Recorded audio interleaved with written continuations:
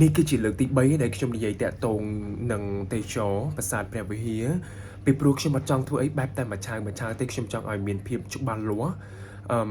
ដូចបងប្អូនបានដឹងចឹងប្រហែលថ្ងៃហ្នឹងផ្ទុះវីដេអូមួយដែលថានៅប្រាសាទព្រះវិហារអត់សូវមានភ្ញៀវទេសចរអញ្ចឹងទៅហើយបញ្ហាដែលខ្ញុំចង់លើកឡើងហ្នឹងខ្ញុំធ្លាប់សំណូមពរឲ្យមានឡានក្រុងដែលតភ្ជាប់តំបន់បេតិកភណ្ឌ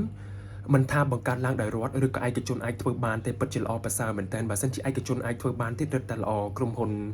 ដឹកជញ្ជូនល្បីៗណាពីព្រោះថាឥឡូវយើងមានទៅតំបន់ច្រើនមែនតើអញ្ចឹងបើសិនជាមាននៅក្នុងតំបន់នេះទៀតកាន់តែល្អប្រសើរដូចជាឡានក្រុងតភ្ជាប់តំបន់បេតិកភណ្ឌពីសៀមរាបទៅប្រាសាទព្រះវិហារពីសៀមរាបទៅសម្បូរភ័យគុកពីសៀមរាបទៅកាន់កោះកេរពីព្រោះថាបងប្អូនបានដឹងអញ្ចឹងតំបន់ទាំងនេះគឺអត់មានឡានក្រុងឬក៏ការធ្វើដំណើរដែលអាចទៅដល់បានទេតោះតែបងប្អូនជួលឡានមានឡានខ្លួនឯងឬក៏ជិះឡានឈ្នួលអញ្ចឹងសម្រាប់យើងជាភ្ញៀវជាតិពិបាកហូរជិះប៉ុណ្ណឹងចោះតម្រាំតែភ្ញៀវទេសចរអន្តរជាតិគឺរឹតតែពិបាកអញ្ចឹងខ្ញុំគិតថាបើមានសេវាកម្មដឹកជញ្ជូនដែលតភ្ជាប់ទៅកាន់សៀមរាបទៅព្រះវិហារអីគឺពិតជាល្អប្រសើរមែនតើជាក់ស្ដែងបទពិសោធន៍ខ្ញុំបើសិនជាអត់បានជិះឡានដែលខ្លួនឯងទៅ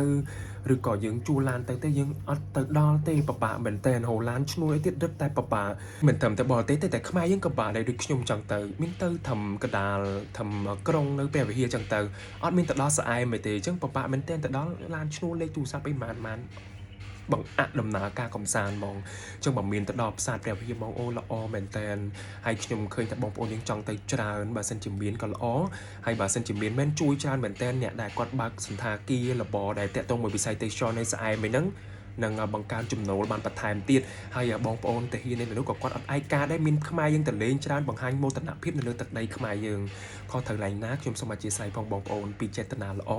ហើយសង្ឃឹមថាសម្លេងខ្ញុំលើកនេះនឹងបានឲ្យទៅបាននឹងវែងឆ្ងាយបងប្អូនយើងអ្នកដែលគាត់មានឥទ្ធិពលអ្នកវិនិយោគឲ្យបានឃើញកាន់តែច្រើនដើម្បីឲ្យក្តីសម័យមួយនេះខ្លះជាការពិតអរគុណទឹកពិសា Bronet V Active បរិសុទ្ធស្រស់ស្រាយគ្រប់ពេល